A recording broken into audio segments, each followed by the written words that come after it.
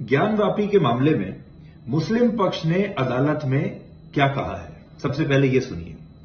मुस्लिम पक्ष कहता है कि औरंगजेब ना तो निर्दयी थे, ना क्रूर थे और ना ही उन्होंने काशी विश्वनाथ मंदिर तोड़वाया है, ना ही कोई और मंदिर तोड़वाया। अब हमारा सवाल यह है कि अगर औरंगजेब निर्दयी नहीं था तो सिखों के 9वें गुरु गुरु तेग बहादुर का सिर तन से जुदा किसने किया? दारा शिकोह की हत्या किसने की? अपने पिता शाहजहां को जेल में किसने डाला? हिंदुओं पर जजिया टैक्स किसने लगाया? आज आपने देखा होगा इतिहास की किताबों में अकबर को अकबर द ग्रेट कहकर लिखा जाता है और हमारे देश में बच्चों को पढ़ाया जाता है कि अकबर द ग्रेट थे। अब ऐसा लगता है कि अकबर द ग्रेट के बाद औरंगजेब द ग्रेट की तैयारी इस देश में चल रही है और यह तैयारी हमें रोकनी होगी। इसलिए आज संपूर्ण विश्लेषण आपको देखने को मिलेगा।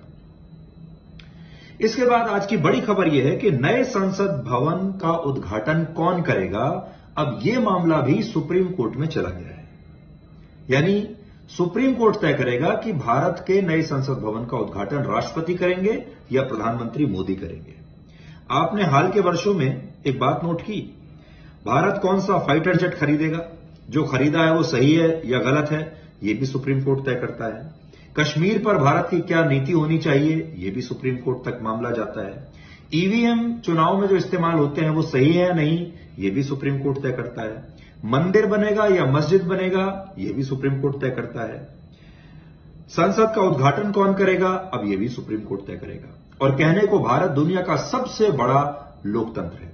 और क्या आप यह भी जानते हैं कि 1927 में जब अंग्रेजों ने इस मौजूदा संसद भवन को बनाया था और जब सेंट्रल लेजिस्लेटिव असेंबली यहां बैठा करती थी, जब इसका उद्घाटन हुआ तो उसमें मोतीलाल नेहरू से लेकर मोहम्मद अली जिन्ना तक तमाम लोग उस उद्घाटन में शामिल हुए थे। यानी असल में बहिष्कार तो उनको करना चाहिए था, लेकिन जिन लोगों ने अंग्रेजों का बहिष्कार नहीं किया, अब आगे चलकर उन्हीं के जो अनुयायी हैं वो अपने देश में बनी पहली संसद भवन के उद्घाटन का बहिष्कार कर रहे हैं।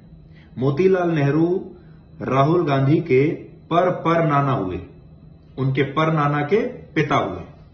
तो मोतीलाल नेहरू ने अंग्रेजों का बहिष्कार नहीं किया, जबकि वो जो पूरी संसद भवन थी वो अंग्रेजों की थी। लेकिन राहुल गांधी अपने देश में बने संसद भवन का बहिष्कार कर रहे हैं और उनके साथ तमाम विपक्षी दल भी हैं। और आखिर में यूपीएससी परीक्षा की सफलता तो सबने देख ली। अब तक आपको सब पता चल गया होगा कि कौन कौन सफल हुआ यूपीएससी की परीक्षा में, कौन कौन नए छात्र अब आईएएस बनने वाले हैं। लेकिन उसके पीछे एक बहुत दुख भरी संघर्ष की कहानी भी है। अगर हमारे देश में 11.5 लाख लोग आवेदन भरते हैं सिविल सर्विसेज की परीक्षा का, तो उसमें सिर्फ 1000, 11.5 लाख में से सिर्फ 1000 लोग पास होते हैं, 1000 से भी कम। सफलता के 100 बाप होते हैं और असफलता अनाथ होती है।